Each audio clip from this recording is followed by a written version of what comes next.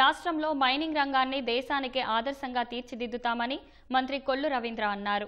ఒంగోలులో జిల్లా మైనింగ్ కార్యాలయ భవనానికి మంత్రి డోలా శ్రీ బాలవీరాంజనేయ స్వామితో కలిసి శంకుస్థాపన చేశారు. అన్ని జిల్లా కేంద్రాల్లో గనుల శాఖ కార్యాలయాలు నిర్మిస్తామని మంత్రి చెప్పారు.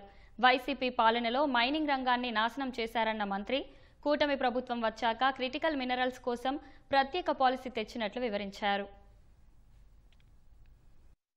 ఏదైతే ఇవాళ ఇసుక గత ప్రభుత్వంలో దోపిడీ చేశారో గౌరవ ముఖ్యమంత్రి గారు ఆదేశాలతో ఫ్రీ శాండ్ పాలసీ ఇవాళ రాష్ట్రంలో అమలు చేస్తున్నాం. ఎక్కడైనా సరే అవైలబిలిటీని బట్టి స్వయంగా వాళ్లే వచ్చి తీసుకెళ్లే కార్యక్రమాన్ని చేస్తున్నాం. నిరంతరం దీన్ని మానిటర్ చేస్తున్నాం. శాండ్ అవైలబిలిటీ లేనటువంటి ప్రాంతాల్లో కూడా అక్కడ పాయింట్స్ పెట్టి ఎక్కడైతే అవైలబిలిటీ ఉంటుందో అక్కడ తీసుకెళ్లి వాళ్ళకి కార్యక్రమాలు చేయడం జరుగుతుంది. విశాఖపట్నం ఏదైతే సమ్మిట్ జరిగిందో రికార్డు స్థాయిలో దాదాపు 13.5 లక్షల కోట్ల రూపాయల ఇన్వెస్ట్మెంట్స్ వచ్చినాయంటే ఇవన్నీ కూడా గ్రౌండింగ్ అయితే దగ్గర 17.5 లక్షల మందికి ఎంప్లాయ్మెంట్ వస్తుంది. ఇవన్నీ కూడా రాష్ట్ర ముఖ చిత్రాన్నే మార్చిపోతా ఉన్నాయి.